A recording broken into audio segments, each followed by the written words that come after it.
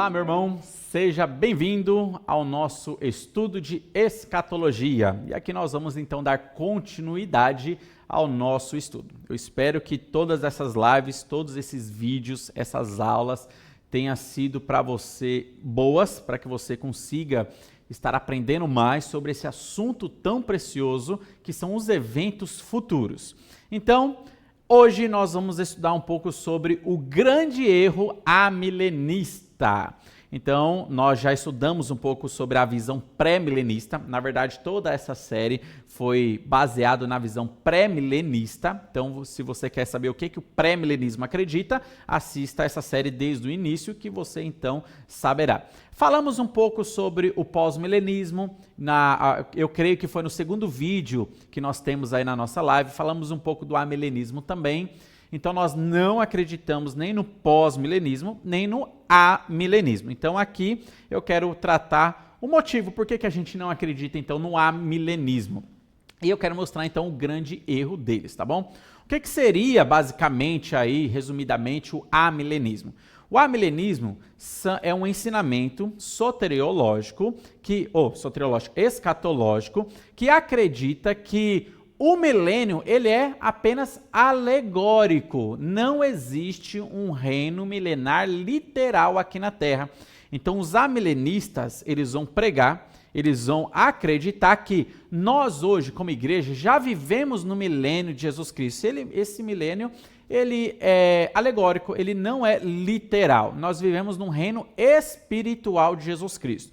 Hoje, Jesus já estaria reinando do céu aqui na terra e a sua igreja sendo a expressão do seu reino aqui na terra, fazendo com que o seu reino cresça aqui na terra. Mas nós já vivemos nesse milênio. Então, amilenismo, a própria palavra, né? Seria uma negação, né? Não milênio. Não é que eles não acreditam no milênio, eles não acreditam no milênio literal. Por isso que eles são chamados de amilenistas. O A seria o não, né? Não milênio. Então, eles não acreditam no reino milenar literal. Então, eles vão alegorizar tudo.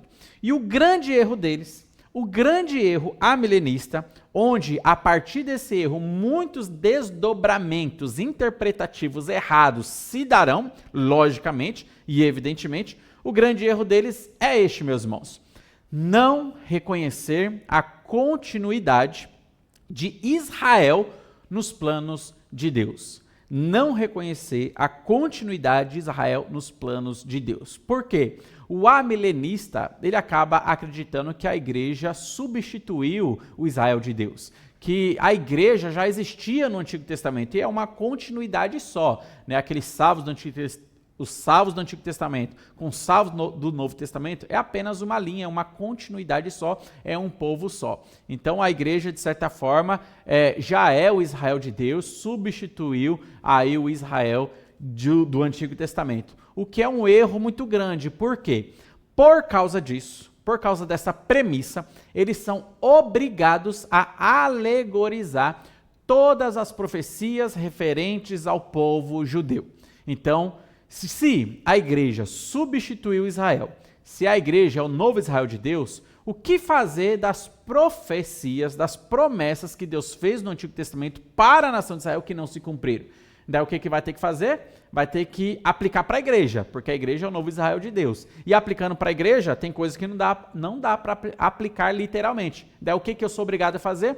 Não, eu tenho que alegorizar. Aí que está o grande erro deles. Então, a alegorização vem por causa dessa premissa de colocar a igreja substituindo a nação de Israel. Então, todas aquelas promessas que foram feitas para Israel que não se cumpriram, então eles jogam para a igreja e para a igreja, já que não dá para cumprir literalmente, então vamos alegorizar. Então, se Deus prometeu uma terra ampla para a nação de Israel, e lá em Gênesis capítulo 15 fala a extensão daquela terra, desde o rio Eufrates até o grande rio Nilo, coisa que nem na época de Salomão Israel conseguiu dominar esse vasto império de terra, esse vasto espaço de terra.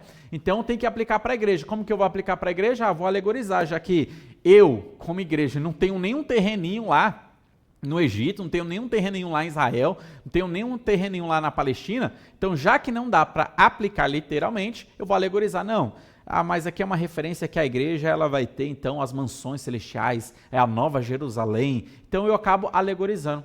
O problema da alegorização, meus irmãos, é grande, é imenso, é muitos problemas, na verdade, que tem. Por quê? Quando eu vou pegar uma profecia, eu não vou entender a profecia de fato como está escrito. Eu vou ter que ler as entrelinhas, eu tenho que espiritualizar, eu tenho que entender o sentido mais profundo do texto, porque não é aquilo que o texto está dizendo, porque já que eu não posso interpretar literalmente, então eu tenho que interpretar alegorizando. Então eu tenho que ter uma mente de uma comunicação com o divino para entender o que está debaixo, atrás dessas letras. Isso é um erro muito grande, um perigo muito grande. Por quê? Eu estou dizendo que a Bíblia está dizendo aquilo que de fato a Bíblia não está dizendo. Você entendeu? Os amilenistas, eles vão pegar uma profecia que está escrita ali e vão dizer, não, mas não é isso que a Bíblia quer dizer. O que a Bíblia quer dizer está por trás desse texto aqui. Então eu tenho que alegorizar. Isso é um perigo porque com a alegorização você faz o que você quiser da Bíblia. Isso dá muita margem para pregadores, como recentemente um herege aí se levantou dizendo que a gente tem que atualizar a palavra de Deus. Isso aí é um perigo muito grande, porque você tem que ler as entrelinhas, você não pode ler o texto mesmo, você tem que ler o que está por trás do texto. Isso é perigoso. Então vamos ver aqui alguns desdobramentos que acontecem por causa desta premissa de não acreditar ou colocar, a igreja aí no lugar de Israel. Os desdobramentos são lógicos, são o que a gente já salientou aqui sobre a alegorização da palavra. Então eles são obrigados a ter uma interpretação alegorizada, porque o que era para se cumprir Israel, já que não se cumpriu Israel, já que eu estou abraçando o amilenismo, então eu tenho que falar que vai se cumprir com a igreja. E não dá para cumprir literalmente, então eu tenho que espiritualizar esta profecia para tentar encaixar para com a igreja. Então olha só um exemplo. Isaías capítulo 11, os irmãos conhecem, onde falando do reino milenar de Jesus Cristo aqui na terra, fala ali sobre a harmonia no reino animal. O leão vai pastar junto com o boi, a criança vai pegar ali a aranha na mão, a cobra, vai colocar sua mão no buraco e nada vai acontecer. Uma criança vai guiar uma ursa, tranquilamente, e nada vai acontecer. Literalmente, meus irmãos, isso vai se cumprir no milênio. É a harmonia no reino animal. Então a gente não vai ter esta bagunça como a gente tem hoje no reino animal, animais carnívoros matando o outro e toda essa bagunça aí que a gente está tendo, que foi pós-dilúvio, que o mundo ficou dessa maneira. Mas Jesus vai colocar tudo nas ordens, padrão do Éden, no milênio. Mas já que eu sou amilenista, estou aqui dando um exemplo, sou amilenista e eu não acredito na literalidade dessas profecias, então eu tenho que interpretar de uma maneira mais obscura, eu tenho que interpretar de uma maneira mais espiritualizada. Não, quando fala aqui de leão, quando fala de boi, que um não atacará o outro, é que a gente vai viver um período onde a gente vai ter uma certa pacificação entre pessoas más e pessoas boas, que vão viver juntas, A gente não vai ter um período aí que as nações não vão brigar. Tem que usar a criatividade, tá bom? Então você vai ter que usar a sua criatividade para tentar trazer algum tipo de explicação espiritualizada, já que leão não é leão, boi não é boi, criança não é criança, então você tem que ignorar as palavras do texto, tem que ignorar, e você tem que espiritualizar. Não, aqui está falando sobre pessoas más e boas que vão viver em harmonia, porque Cristo vai trazer essa harmonia. Não, meus irmãos, aí está chutando balde, mas é o que acabam fazendo na alegorização. Um outro exemplo também de alegorização, Apocalipse capítulo 11. Os irmãos sabem, Apocalipse capítulo 11 fala das duas testemunhas, que literalmente são duas pessoas que estarão aqui na terra, a gente não sabe quem, estarão aqui na terra pregando a mensagem do evangelho do reino, e eles pregarão durante 1260 dias, e eles terão ali poderes miraculosos dados por Deus, para que durante 1260 dias ninguém consiga fazer mal a eles. Então eles fazem chover, faz parar de chover, faz descer fogo do céu, eles fazem sinais miraculosos, faz água transformar em sangue, muitos sinais, então tudo isso aí eles acabam fazendo, como os profetas do Antigo Testamento também faziam pelo poder de Deus. Daí, na nossa interpretação, evidentemente pré-milenista, é literal, são 2 pessoas literais, estarão pregando aqui na terra durante 3 anos e meio, até que o anticristo, depois de 3 anos e meio, tem liberação dada por Deus para vencer eles. Então eles são mortos, ficam lá 3 dias e meio estirados na praça em Jerusalém. Eles ficam ali com os corpos expostos, porque não será permitido enterrar eles. Então a ideia é que eles entrem em estado de putrefação. Mas o que acontece depois de 3 dias e meio deles mortos, eles ressuscitam e sobem para o céu, um terremoto acontece ali, 7.000 pessoas morrem e todas as pessoas da terra ficam apavoradas com esse acontecimento. Mas, já que eu tenho que alegorizar, porque eu sou amilenista, daí eu não posso entender literalmente. Então, o que eu vou dizer? Alguns amilenistas dizem que as 2 testemunhas são o Antigo e o Novo Testamento. Então, as 2 testemunhas é uma representação que é o Antigo Testamento e o Novo Testamento, que o mundo está tentando perseguir, tentando acabar. E quando o mundo pensar que acabamos com a Bíblia na Terra, a Bíblia surge das cinzas como uma fênix e todo mundo fica apavorado, não conseguimos ainda destruir a palavra de Deus. Então você tem que ter uma mente muito criativa, tá bom? Para você alegorizar o texto. Mas, meus irmãos, isso aqui eu não estou inventando, não. Isso aqui é interpretação mesmo que eles, alegorizando, trazem para o texto. Então, eles estão matando o texto, chutando o pau da barraca, né? Eles estão matando aqui a hermenêutica, interpretando de uma maneira alegorizada o texto. Apocalipse capítulo 20, por exemplo, também, fala lá do milênio. Então, é em Apocalipse capítulo 20 que fala sobre o período do milênio, a duração do reino de Cristo. Porque no Antigo Testamento e no Novo Testamento sempre fala que Cristo terá o seu reino aqui na terra, né? Então, promete um reino literal, promete um reino de Cristo, onde ele estará aqui na terra reinando. A partir de Jerusalém, reinará o mundo inteiro, regendo as nações com vara de ferro. E é somente em Apocalipse que a gente tem essa informação nova. É por isso que Apocalipse chama Apocalipse, né? Revelação, né? É o significado de Apocalipse. É revelado para nós uma informação nova, que esse reino de Cristo aqui na terra tem uma duração de 1000 anos. E Apocalipse capítulo 20, várias vezes, 1000 anos é citado. Então é um reino milenar. Mas, para os amilenistas, já que eu sou amilenista, eu não posso então acreditar que é um reino milenar realmente de 1000 anos literais, onde Jesus estará aqui na terra. Então eu tenho que alegorizar. Todos eles como alegorizam que esse reino já começou hoje. A gente já tem esse reino. A partir da cruz de Cristo, a partir da sua ressurreição, a gente já está vivendo na era do milênio. Então Cristo já reina hoje no céu e a gente está aqui na terra. E milênio é apenas uma figura de linguagem, não é uma palavra literal. Então, não importa quanto tempo eu vou viver aqui na terra, se a igreja vai viver aqui, se são 2.000, 3.000, 4.000 anos, todo esse período aí vai ser o milênio de Cristo. É o reino espiritual de Cristo e a igreja reinando aqui na terra dessa maneira, levando a mensagem do evangelho para outras nações. Chutei o pau da barraca, tá bom? Com essa interpretação, porque não é assim, né? Então a gente percebe que eles são obrigados a alegorizar o texto e nessa alegorização acabam fazendo coisas que são perigosas. Eles acabam afirmando coisa que o texto não está afirmando, tá bom? Olha só um outro exemplo também, Apocalipse capítulo 20, eu quero até ler esse texto aqui. Apocalipse 20, o versículo 2, o que que diz lá? Apocalipse 20, 2. Diz assim, ó. Ele segurou o dragão, a antiga serpente, que é o diabo, Satanás, e o prendeu por 1000 anos, tá bom? Então aqui está falando do aprisionamento de Satanás, que ele vai ser preso, e ele não ficará na terra atuando nas pessoas, enganando as nações, enganando as pessoas durante os 1000 anos que Cristo estiver reinando aqui. Mas já que eu sou amilenista, eu tenho que alegorizar isso. Isso aqui não pode ser literal. Então o que eles vão falar? Não, esse aprisionamento de Satanás é que Satanás ele perdeu um pouco da sua força depois da cruz de Cristo. Então, quando Cristo morreu, Satanás ele virou um cão na coleira de Deus. Então, ele está com a sua atuação limitada. Então, eles vão tentar, meus irmãos, de alguma maneira, tentar explicar como é que Satanás está com essa atuação limitada. Mas olha só, o versículo 3 diz assim, ó.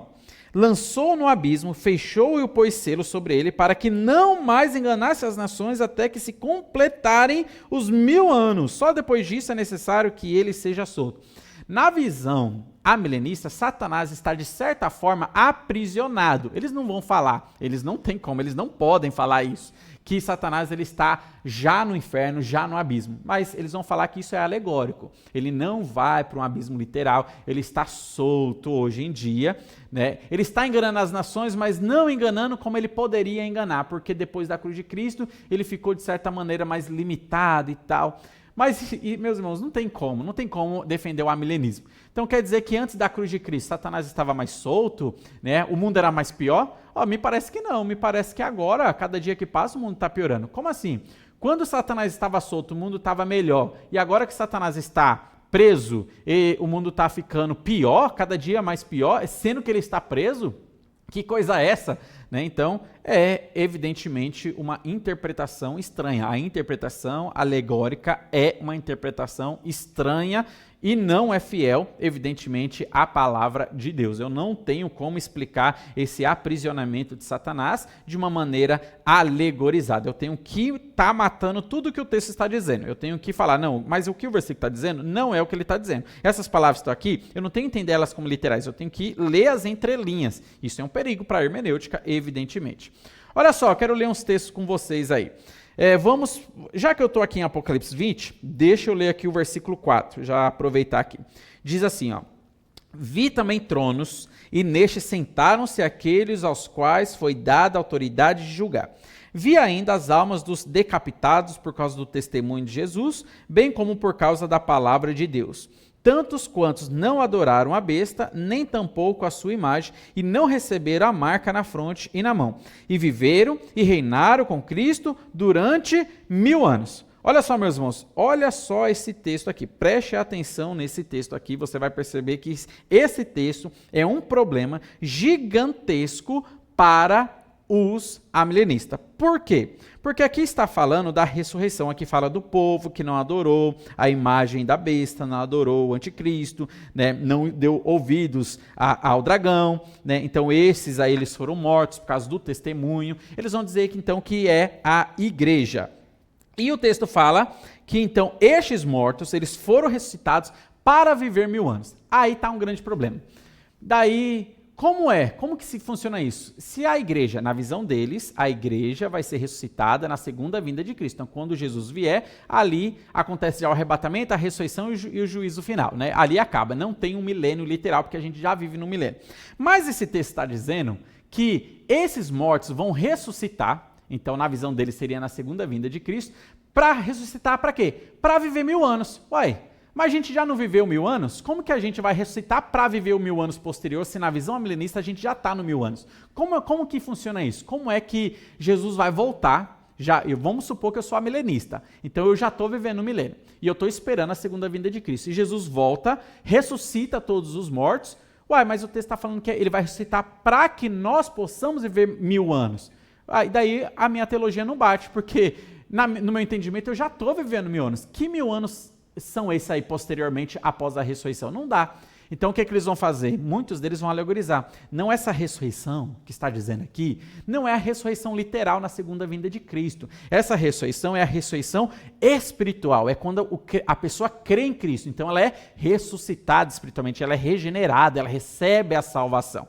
E quando ela recebe a salvação, quando ela é ressuscitada dessa maneira, da morte para a vida, aí ela está vivendo os 1000 anos com Cristo. Então perceba que eles obrigatoriamente têm que alegorizar. O problema disso, sabe qual é? É o versículo posterior, porque o versículo posterior diz: os restantes dos mortos não reviveram até se completar os 1000 anos. Esta é a primeira ressurreição. Bem-aventurado e santo é aquele que tem parte na primeira ressurreição. Sobre essas, a segunda morte não tem autoridade, pelo contrário, serão sacerdotes de Deus e de Cristo e reinarão com ele 1000 anos. Olha, o problema é esse, porque aqui está falando de uma outra ressurreição que vai ter. E eles falam que essa ressurreição é literal. Daí você pergunta, mas calma aí, por que essa ressurreição para a igreja, né, no versículo 4, você espiritualiza dizendo que é a regeneração, mas a ressurreição para os mortos é literal, é a ressurreição dos corpos. Qual é o critério que você usa para interpretar dessa maneira? Percebeu que eles ficam sem saída?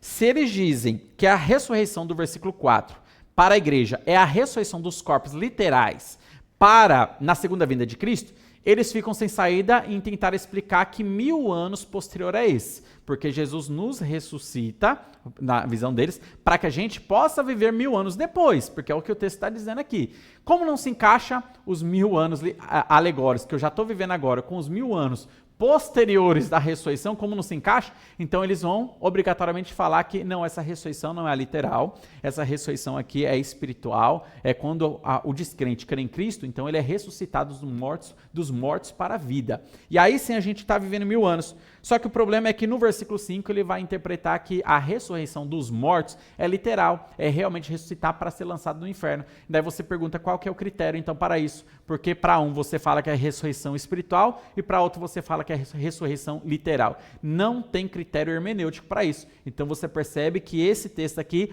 é uma pedra no sapato para os amilenistas.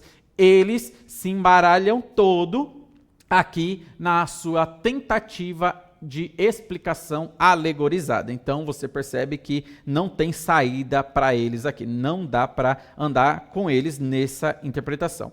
Mas olha só o que diz aqui Atos, que é o último texto que eu quero ler aqui com você, e você vai perceber uma coisa extraordinária nesse texto aqui. Atos capítulo 1, aqui fala da ressurreição de Jesus Cristo, e ele estava aqui com seus discípulos durante aqueles 40 dias após a sua ressurreição. Você sabe que Jesus ressuscitou dos mortos, mas não foi para o céu. Ele ficou 40 dias aqui na terra e só depois dos 40 dias que ele sobe para o céu. Ele é assunto ao céu. Enquanto ele estava aqui na terra ensinando os seus discípulos sobre as coisas do reino de Deus, olha só esta conversa dos seus discípulos com Jesus. Diz assim, ó, então, eu estou lendo o 6 e o 7 do capítulo 1. Então, os que estavam reunidos lhe perguntaram, eram os discípulos que estavam reunidos com ele, lhe perguntaram para o Jesus ressurreto: Senhor, será este o tempo em que restaures o reino a Israel? Meus irmãos, você está percebendo que os discípulos que viveram 3 anos com Jesus Cristo, aprendendo de Jesus, ficaram mais 40 dias aprendendo de Jesus ressurreto, eles que conheciam da Bíblia e das Escrituras, eles tinham uma esperança de um reino literal de Israel? Olha só, eles tinham a esperança do reino literal de Israel. Senhor, vai ser agora que o Senhor vai restaurar o reino a Israel? E o que Jesus Cristo faz? Jesus vai falar, não, vocês entenderam errado, vocês não aprenderam nada durante esses 3 anos. Não, meu reino é espiritual, meu reino não é literal. Jesus não censurou eles. Olha só o que Jesus fala no versículo 7. Respondeu-lhes, não vos compete conhecer tempos ou épocas que o Pai reservou pela sua própria exclusiva autoridade. Olha, Jesus não censurou eles, não disse que eles estavam entendendo errado as promessas de Deus. Jesus falou, não, vocês estão entendendo certo. Vai ter um reino literal e eu vou estabelecer esse reino ainda. Mas ainda não é hora, ainda não é época, ainda não chegou o dia. Ainda vai acontecer. E o Pai sabe qual é esse dia. O Pai reservou pela sua autoridade quando será esse dia. Note que Jesus fez com que eles permanecessem ainda com a esperança de um reino milenar aqui na terra. Meu irmão, perceba que o ensinamento amilenista é um ensinamento que não tem base bíblica, porque a Bíblia ensina que existirá um reino literal aqui na Terra e nós hoje não estamos vivendo o milênio. Você não tem que espiritualizar, você não tem que alegorizar o milênio, porque o próprio Jesus, com seus discípulos aqui, deu essa esperança para os seus discípulos. Vai ter esse reino literal, Israel vai ser restaurado, mas ainda não é agora. Então, se Jesus mesmo fala que ainda não chegou o tempo, não é agora, não tem como eu ser amilenista em dizer, não, Jesus implantou o seu reino espiritual na sua ressurreição e morte na cruz. Não, porque o próprio Jesus falou que não é agora, ainda vai chegar essa implantação do reino. Então ainda vai chegar e é literal, não é alegorizado. Então você percebe, esse aqui é um versículo bomba, para acabar também com a visão amilenista. Que quando eu falo acabar, eu quero, evidentemente, aqui de uma maneira respeitosa, mas definindo a visão doutrinária, meus irmãos. A gente tem que ter definição. Eu não posso ficar no ar. É muito difícil esse assunto e deixa para lá. Não, a gente não pode deixar a Bíblia para lá. Você tem que ter definição doutrinária. Principalmente líderes de igreja, né? Você que é pastor, você que é líder de igreja, professor de escola dominical, tem que ter definição doutrinária, porque se você não tem, o povo não terá. E qualquer pregação de internet vai doutrinar o seu povo. E às vezes vai pegar um caminho que você não gostaria que tivesse pegando. Então a gente tem que ter definição doutrinária. Então o que a Bíblia ensina é que o amilenismo é um erro, tá bom? Então, o que a Bíblia ensina são tudo isso aí que a gente viu nessas lives. Você acompanha desde o comecinho até agora, para que você possa ter todo o esboço aí dos ensinamentos bíblicos sobre a escatologia, tá bom? Então, vamos terminar por aqui. Eu só quero informar que na próxima live a gente quer fazer uma live de respondendo perguntas. Então, nós estamos compilando algumas, não todas, mas algumas perguntas que vocês estão fazendo nos comentários, para que a gente possa tentar explicar um pouco melhor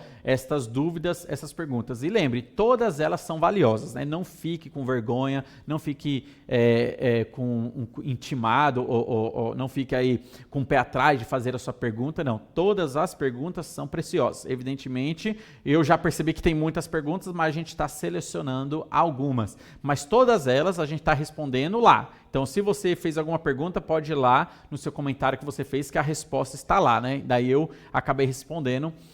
O canal que eu acabo respondendo é o meu canal próprio chamado Visão Bíblica, né? Não está lá Pastor Rodrigo Brilhante, então é com esse canal que eu acabo respondendo. Mas aqui a gente vai fazer uma live respondendo algumas perguntas selecionadas para tentar deixar as questões mais esclarecidas sobre esse assunto complexo. Evidentemente muito complexo, escatologia é complexo demais, mas um assunto muito precioso, tá bom? Então, continue nos acompanhando nos nossos próximos estudos, que Deus abençoe grandemente a sua vida.